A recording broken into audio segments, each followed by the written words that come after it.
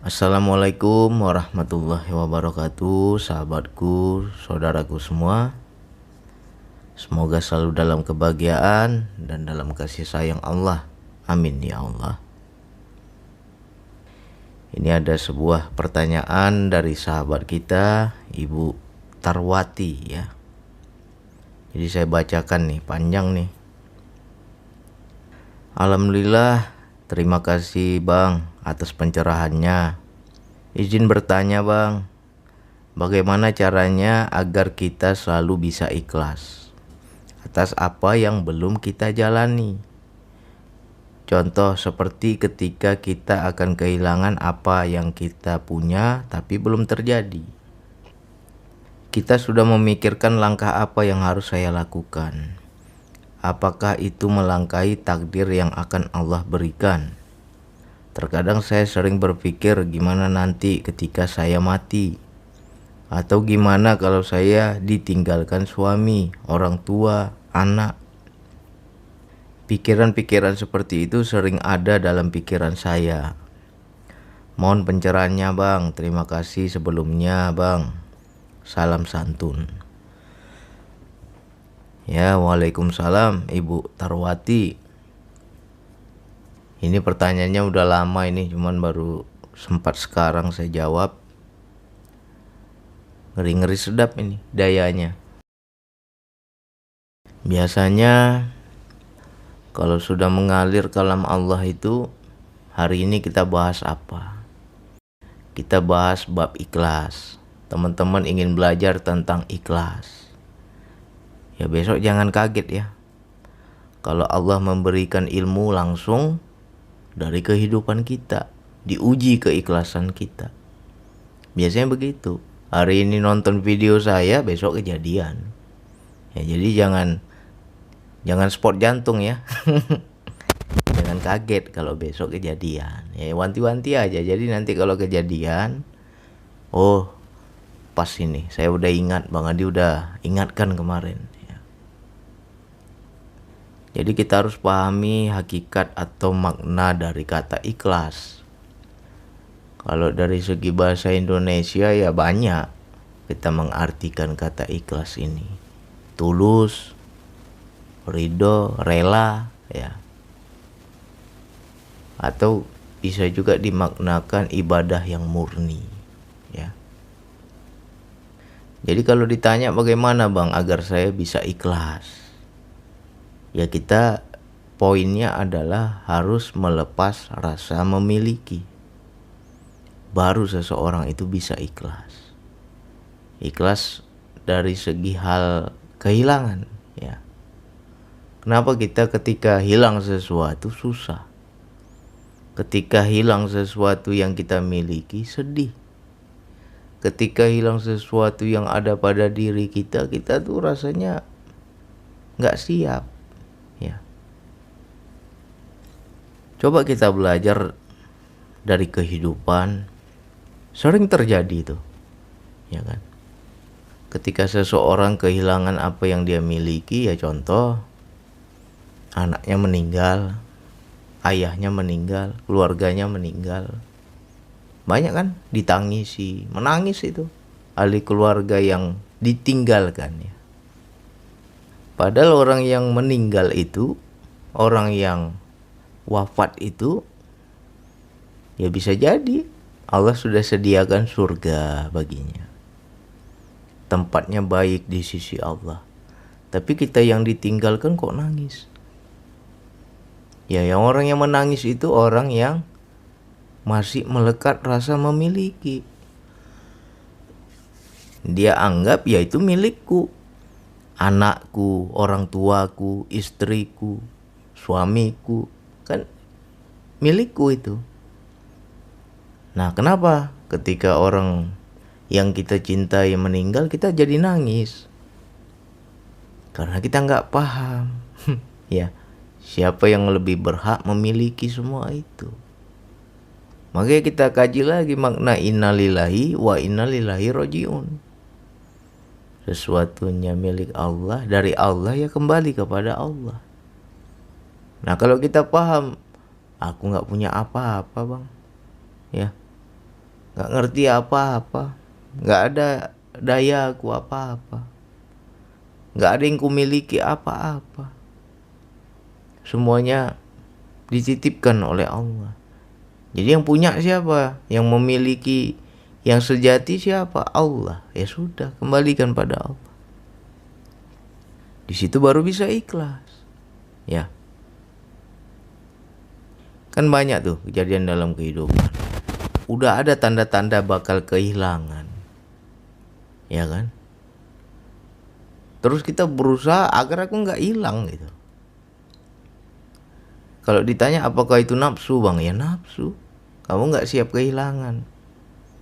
Ya saya nggak ngomong orang nih, saya ngomong diri saya. Hampir rumah saya itu disita oleh bank. Diambil kembali oleh bank.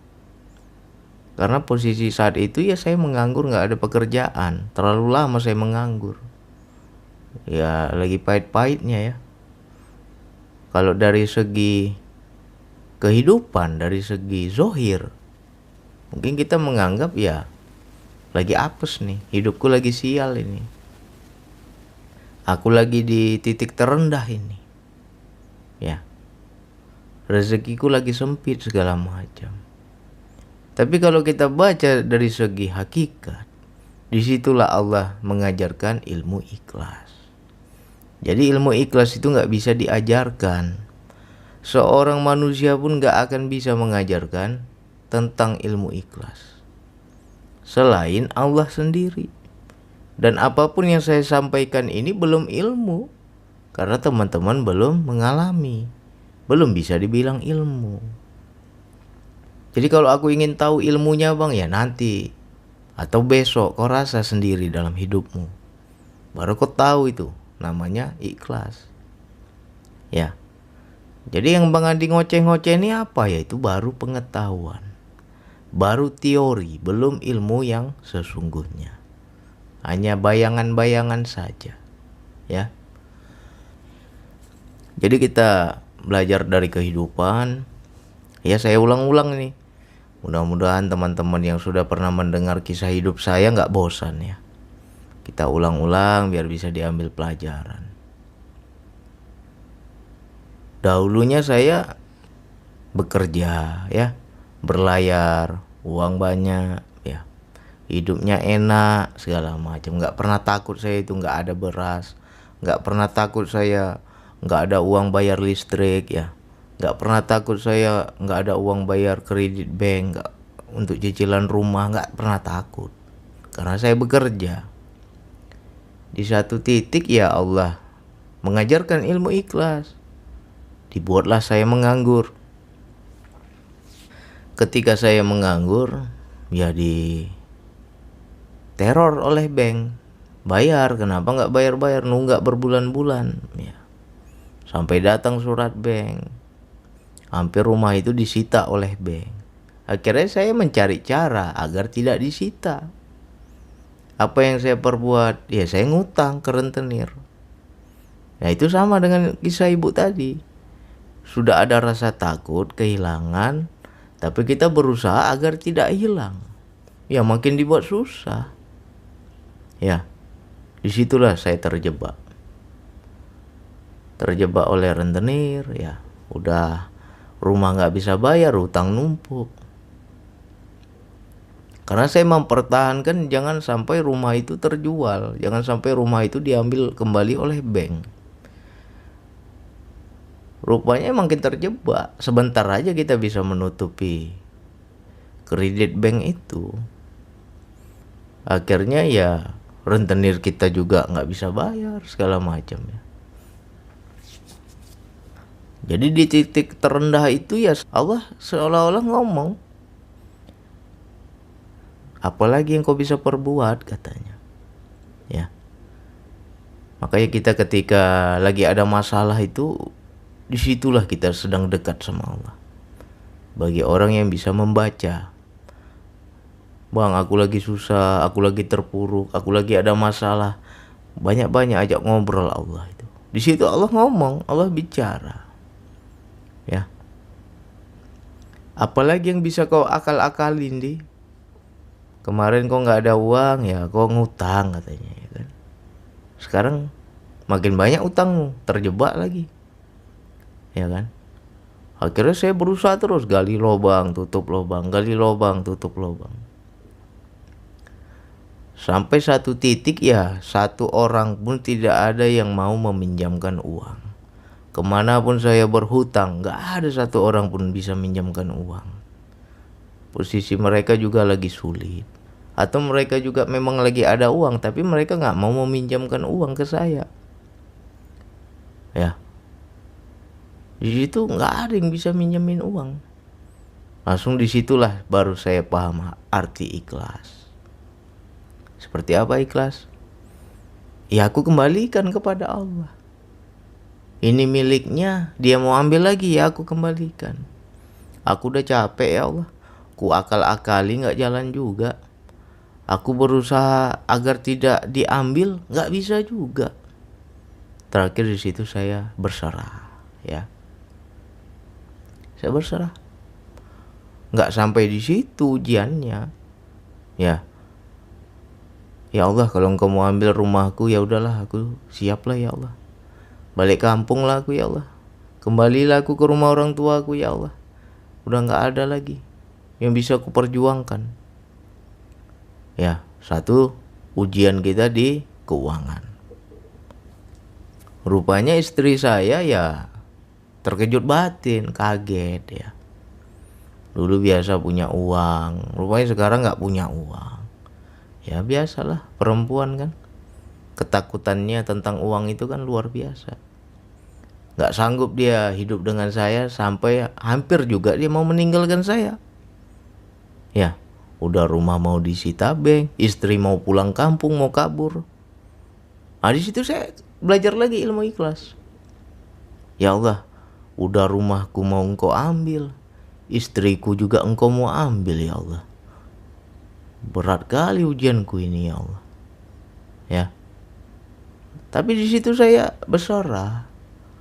Saya kenal ini miliknya bukan milikku. Semua dari dia yang menjodohkan aku, dia yang memberikan aku istri. Sekarang dia mau ambil kembali istriku, ya aku kembalikan pada Allah. Udah pasrah saya. Ya. Dahulu uang ada, aman rumah tangga. Ini uang nggak ada, berantakan. Berantem tiap hari kan. Nah disitulah saya ngomong baik-baik ke istri.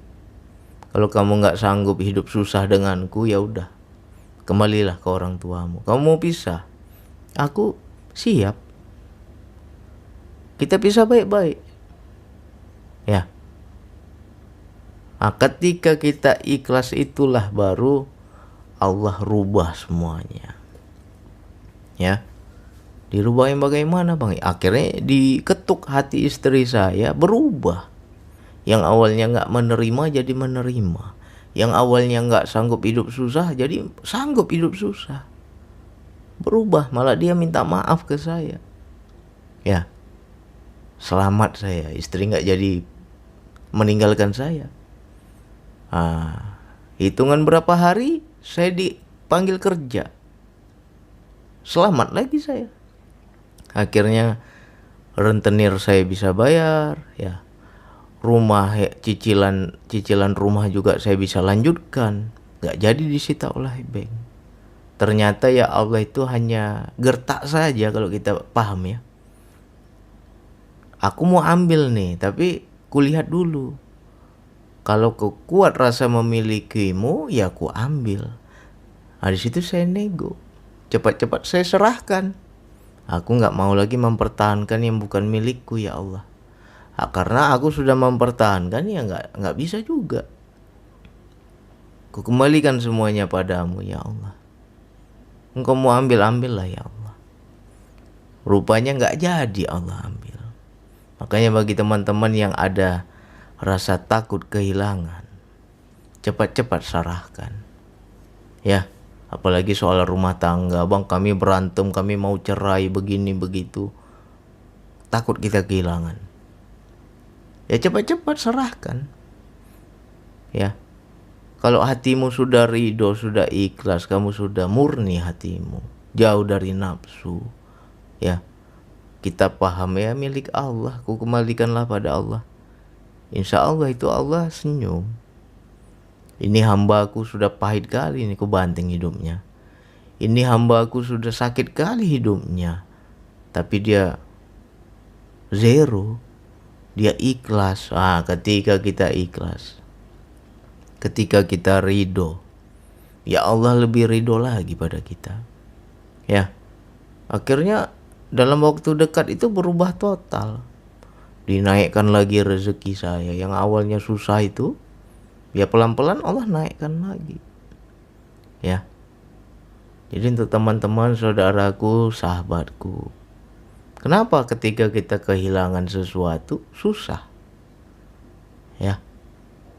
Kalau orang yang paham siapa yang memiliki segala sesuatu, nggak akan kita menangis. Contoh ya, ketika ayah saya meninggal, semua adik saya, istri saya, anak-anak menantu yang lain menangis itu.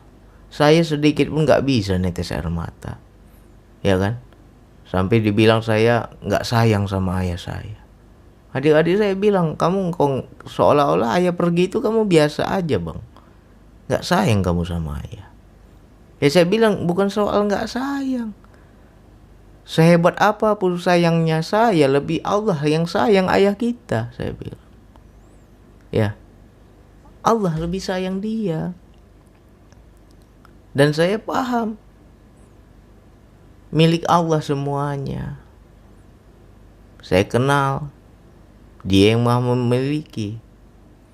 Ngapain dia yang punya kok dia ambil kembali, kok kita nangis, saya bilang. Sedikit pun gak bisa netes air mata. Ya. Nah itu ikhlas. Kalau kita kenal, ya kan. Contoh lah, kita dengar teman kita kehilangan. Aduh susah kali lah aku, HP ku tadi jatuh di mana, hilang HP ku. Susah teman kita kan. Ketika kita yang mendengar itu, susah nggak hati kita? Nggak susah kan? Biasa aja, karena bukan punya kita. Tapi teman yang merasa punya itu susah dia. Ya kan? Kenapa dia merasa sakit? Kenapa dia merasa sedih? Karena dia kuat rasa memiliki. Dan rasa memiliki ini juga berlapis-lapis. Ada orang ketika kehilangan HP, ya slow aja dia bisa beli baru karena dia punya uang. Ya kan? Gampang lah beli baru aja lagi nanti. Tapi bagi orang yang gak punya uang dan hartanya cuma satu-satunya, hilang pula lagi, pasti susahnya luar biasa kan. Karena itu satu-satunya. Nah jadi kita jangan sampai mengakal-ngakali Allah. Bagi teman-teman yang saat ini sedang, ya Allah ambil satu-satu. Mungkin dari segi kesehatan Allah ambil, kita gak gagah lagi seperti dulu. Dari segi karir, yang dulunya jadi bos, sekarang jadi bawahan, diambil satu-satu.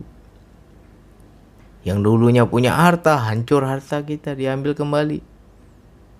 Kalau kamu meratapi nasib, sejatinya engkau menangisi dirimu sendiri. Ya. Makanya kita harus cepat-cepat kenal yang maha memiliki itu siapa. Oh dia yang punya. Ketika dia ambil kembali, ya sudah, ridho saja. Ya. Jadi kalau kita paham, dia bang yang punya bang, bukan aku. Aku ini kan hanya dititipkan saja. Gak susah hatimu. Ya. Gak sedih hatimu. Kalau kamu paham, yang memiliki itu yang mengambil. Contoh teman kita nitip barang sama kita. Sebentar ya aku titipkan ya. Nanti sore aku ambil lagi. Begitu sore dia datang ke rumah kita ngambil barang yang dia titipkan. Dan kita paham ini bukan kita punya. Susah gak hatimu? Gak susah kan? Nah, ambillah, ini kan barang dia. Nah kenapa kita sama Allah gak paham seperti itu? Ketika kita hendak kehilangan, belum lagi hilang udah macam-macam pikiran kita. Nanti bagaimana besok ya, bakal begini, bakal begitu. Itu sejatinya bisikan setan yang menakuti hati kita. Yang membuat hati kita was-was, takut, itu setan. Min syarri waswasil khannas. Ya. Yang meniupkan rasa was-was pada hati manusia, itu setan. Makanya ketika kita di hati ini ada rasa, bang aku takut kehilangan bang. Ketika hilang, rupanya apa yang aku takutkan itu terjadi bang. Bener hilang. Bener gak lagi kumiliki. Sedih hatimu. Takut kamu. Ya. Susah hatimu. Ya itu sejatinya udah kena bisikan setan. Makanya kita berlindung. Ya Allah, ke depannya aku gak tahu ya Allah. Kok tiba-tiba ini jadi takut ya Allah. Takut begini, takut begitu. Bagaimana nanti, bagaimana nanti. Padahal belum tentu itu ketakutan kita itu terjadi benar. Belum tentu. Tapi udah luar biasa takut kita. Makanya banyak-banyak bersandar kepada Allah. Ya Allah, hatiku susah ya Allah. Kok aku takut ya Allah. Jangan-jangan ini bisikan setan ini, was-was ini ya Allah. Aku berlindunglah ya Allah dari godaan setan. Jangan sampai dia tiupkan rasa takut di hatiku. Sehingga aku gak lagi melihatmu ya Allah.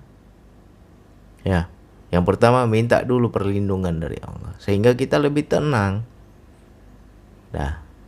Udah mohon perlindungan. Kenali. Nego sama Allah itu nego yang halus. Ya. Nego yang halus. Kalau Allah bilang, aku mau ambil kembali ya. Ini kan milikku, bukan milikmu. Aku mau ambil kembali. Ya aku kenal ya Allah. Aku paham ya Allah. Itu semua milikmu. Ya aku serahkan kembali kepadamu ya Allah. Gak ada sedikit pun di hati kita rasa memiliki. Zero kita. Nol ego kita. Ya. Ikhlas hati kita. Nah disitu Allah senyum. Gak jadi, aku gertak aja kemarin itu. Gak jadi ku ambil.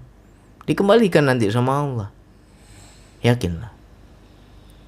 Ya. Luar biasa itu. Saya udah rasakan itu. Dua hal yang betul-betul saya takuti dulunya. Rumah diambil, udah rumah cuma satu, ya kan. Mau diambil pula sama bank. Di saat saya terpuruk, bukannya istri kasih semangat, malah istri juga mau pulang kampung, mau ditinggalkannya kita. Nggak sanggup dia hidup susah. Ibaratnya udah jatuh ketimpa tangga lagi ya kan. Tapi di situ ya mental saya itu ibaratnya apa ya? Ya saya berjudi dengan Allah ya. Ini bahasanya bahasa yang nggak enak ini, tapi kalau orang yang paham, contohnya begini ya. Kita belajar dari seorang penjudi ya, bukan berarti kita jadi berjudi, tidak. Kita belajar dari segi keyakinan. Orang berjudi itu dia nggak akan tahu ketika aku berjudi bakal ya menang atau bakal kalah, dia nggak pernah tahu. Tapi setidaknya di hatinya ada harapan untuk menang. Walaupun itu salah, walaupun itu nafsu. Tapi di hatinya inginnya menang. Aku berjudi, harapanku menang. Nah kenapa kita dengan Allah tidak seperti itu? Cobalah kamu berjudilah dengan Allah. Ya. Ya Allah, aku lepas semua ya Allah. Engkau mau ambil apa yang kumiliki, aku lepas ya Allah. Tapi kan Engkau itu Maha Rahman, Maha Rohim. Engkau itu pengasih, penyayang. Kalau seandainya Engkau pengasih, penyayang itu kupahami adalah lebihlah lagi yang Engkau akan berikan pada aku ya Allah. Mungkin Engkau ambil sebentar, nanti Engkau akan ganti yang lebih baik. Aku yakin itu ya Allah. Ya. Harus ada kita prasangka harapan kepada Allah. Harus ada prasangka baik dan sebuah harapan. Jangan sampai kita gak berani lagi berharap sama Allah. Ya Allah, aku gak berani lagi berharap padamu. Karena selama ini nggak pernah harapanku itu terkabul. Nah, itu orang yang putus asa itu adalah orang yang paling durhaka itu. Dari segi tasawuf ya. Nggak usah kita ngomong dosa yang lain. Ketika engkau putus asa kepada Allah, itu luar biasa durhakanya itu. Ya kan? Berarti batallah syahadatmu itu. Nggak kau akui lagi itu Tuhan. Ya. Seolah-olah orang udah kehilangan Tuhan itu. Orang yang sudah putus asa. Nah, saya ketika putus asa ya, saya lepaskan asa dari diri saya. Aku memang putus asa dari segi usaha kehidupan. Aku udah usaha nggak bisa juga ya Allah. Tapi harapanku kepadamu ya aku masih ada ya Allah. Engkaulah yang penolong. Engkaulah yang maha kasih, maha sayang. Engkaulah yang maha memberi rezeki segala macam. Kita rayu-rayu Allah kan. Kita puji-puji Allah. Ya. Apa yang terjadi ketika saya lepaskan semua? Allah kembalikan. Ya. Seolah-olah kalau bahasa kita Allah tuh ngomong, ya kan? Aku ngetes kau aja. Rupanya kau betul ikhlas, rupanya kau betul ridho. Ya udah, nggak jadi ku ambil. Ya kan? Luar biasa takutnya ya kan? Ya Allah, kalau aku rumah diambil, tinggal di mana aku ya Allah? Kalau istriku pulang kampung, istriku minta cerai, jadi duda aku ya Allah. Kayak mana lah hidupku nanti ya Allah? Siapa lah yang ngurus aku ya Allah? Macam-macam ketakutan itu kan. Saya udah rasa. Tapi betul-betul macam sulap. Ya. Nggak sampai seminggu itu. Ketika kita pasrah. Akhirnya istri saya datang minta maaf. Bang, minta maaf bang. Ya. Dibuat sadar sama Allah. Berubah dia. Ya. Sekarang mau ada uang nggak ada uang, dia yang paling sabar. Ya. Dirubah sama Allah. Makanya kita jangan pernah ada rasa menyalahkan di luar. Saya nggak pernah saya menyalahkan di luar. Mungkin kalau bagi teman-teman ya, lagi ada uang istrinya sayang. Besok kita nggak ada uang istrinya nggak sayang lagi, kita pasti benci sama istri. Kalau saya nggak benci. Ya. Malah saya ngomong baik-baik. Kamu nggak sanggup hidup dengan saya, ya udah kita pisah baik-baik. Maafkan saya nggak bisa membahagiakan kamu. Maafkan saya nggak bisa menyenangi kamu seperti orang lain. Ayo kita pisah baik-baik. Saya doakan cepatlah kamu dapat jodoh yang lebih kaya dari saya. Cepatlah kamu dapat pasangan hidup yang lebih bisa memenuhi segala keinginanmu. Saya nggak marah saya. Ya, karena yang saya lihat Allah. Ini Allah yang mau ambil ini. Ya kan? Dahulu saya bangga dikasih uang, saya bisa menyenangi istri dengan uang. Saya merasa akulah yang membahagiakanmu, akulah yang menyenangimu. Ketika Allah tutup semua rezeki, nggak ada uang, macam mana kau bisa membahagiakan istri? Akhirnya jadi bumerang ya kan? Makanya bagi teman-teman yang istrinya suka ngoceh, mana duit, mana duit, mana duit. Ya salahmu sendiri. Kenapa engkau memanjakan istri dengan uang? Ya. Ini sudah fakta ini. Saya udah rasakan. Terlalu enak kita dulu. Rupanya ya jadi bumerang kita juga. Ditutup sama Allah pintu rezeki. Nggak punya uang. Wah. Kita diserangnya. Ya kan? Udah rumah mau diambil bank, istri juga mau pulang kampung, gimana tuh? Galaunya luar biasa galaunya itu. Ya kan? Macam mana lah anak istriku kalau kami bercerai? Nasib anakku macam mana ya Allah? Kan ketakutan-ketakutan itu ada. Udah jauh-jauh kali kita pikiran kita itu. Akhirnya saya kembalikan pada Allah. Ya Allah, aku akui mungkin ini salahku semua ya Allah. Dia nggak salah, aku yang salah. Aku mohon ampun ya Allah, minta maaf terus sama Allah. Ya. Disitulah saat-saat indah Kita berdialog, kita berkomunikasi, kita bertanya Allah jawab, kita nanya lagi Allah jawab. Ya. Makanya teman-teman kalau bilang gimana bang biar aku dekat sama Allah, tunggu hidupmu diuji. Kalau kau belum diuji jangan kau bilang dekat sama Allah. Kalau hidupmu belum pernah ada masalah, jangan kau bilang kau dekat kepada Allah. Tunggu dibanting hidupmu itu, baru kau paham. Itulah saat-saatnya indah dekat dengan Allah. Setiap yang saya tanya Allah jawab. Ya. Kenapa ya Allah begini-begini? Ditunjukkan sama Allah, ini dosamu, ini dosamu. Penyebab ini engkau begini, penyebab ini engkau begitu. Oh ternyata salah itu aku semua, nggak ada orang lain yang salah. Makanya saya nggak pernah menyalahkan istri saya. Ya, maka di situ saya ikhlas. Kau mau pulang, pulanglah. Baik-baiklah kita pisah. Ya. Nah, mungkin istri mikir juga wah ada gila kali nih. Wah Bang Andi udah gila kali nih. Terakhir dia minta maaf. Ya, nggak jadi dia tinggalkan saya.